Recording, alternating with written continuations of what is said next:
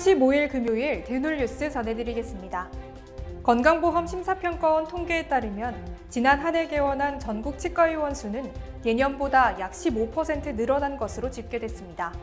이는 코로나19 여파로 위축돼 왔던 치과 개원 양상이 코로나19 이전 수준으로 회복된 것으로 풀이됩니다.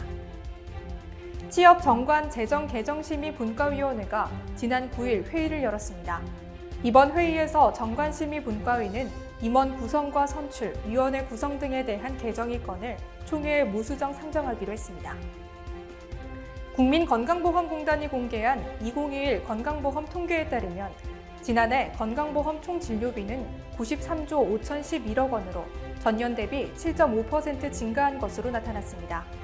특히 65세 이상의 진료비가 40조 6,129억 원으로 전체의 43.4%를 차지한 것으로 확인됐습니다. 예스덱스 2022 조직위원회가 지난 5일 첫 운영위원회를 열었습니다. 이번 회의에서 운영위는 8개 본부의 본부장 및 위원 등을 임명하고 추진 일정과 예산안 등을 논의했습니다. 대한치과교정학회 부산, 경남, 울산 지부가 오는 20일 제1차 온라인 학술 집담회를 개최합니다. 이번 학술 집담회에서는 임문우 원장 등이 연자로 나서 교정치과를 정리하면서 배운 경험담을 공유할 예정입니다. 경기도 치과의사회가 지난 10일 제3차 총이치 세미나를 성황리에 마무리했습니다. 이번 세미나에서는 단국대 치과대학 이준석 교수가 연자로 나서 실패를 최소화하는 총이치 제작법을 주제로 강연을 펼쳤습니다. 대한아간면 레이저 치의학회가 오는 21일부터 27일까지 온라인 춘계 학술대회를 개최합니다. 이번 학술대회에서는 로덴 예인치과 은희종 원장 등이 연자로 나서 치과용 레이저의 다양한 직례와 향후 방향에 대해 소개할 예정입니다. 지난 5일 강릉 원주치대 치의학정보화센터 개소식이 열렸습니다.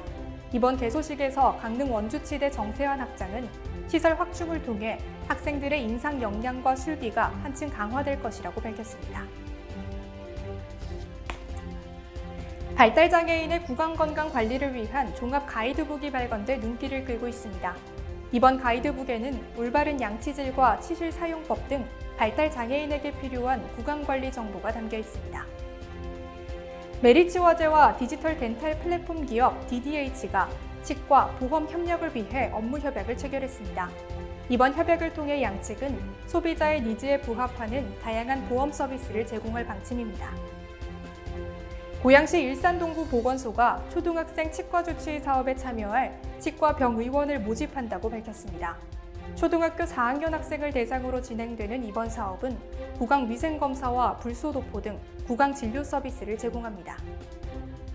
전라북도 치과위생사회가 장애인 복지시설을 찾아 구강보건교육을 실시했습니다. 전북치과위생사회는 올바른 칫솔질 방법과 치아 열쇠고리 만들기 등 다양한 활동을 지원했습니다. 대놀뉴스는 치과인 여러분의 제보를 기다립니다. 경조사, 인사동정, 봉사활동, 각종 행사 소식 등 치과계에 공유할 어떠한 소식도 좋습니다. 화면에 보이는 이메일이나 전화로 제보해 주시면 대놀뉴스에 반영 가능하고 우수 제보자에겐 소정의 상품도 드리겠습니다. 이상으로 대놀뉴스를 마칩니다. 고맙습니다.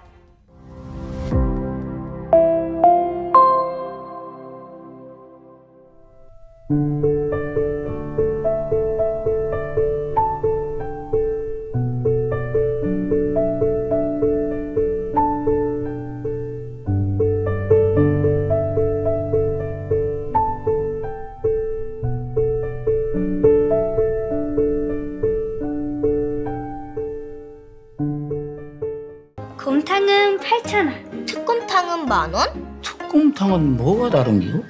뭐가 달라도 다르겠쥬. 임플란트 하면 좋은겨? 뭐가 달라도 다르겠죠. 오스템 임플란트.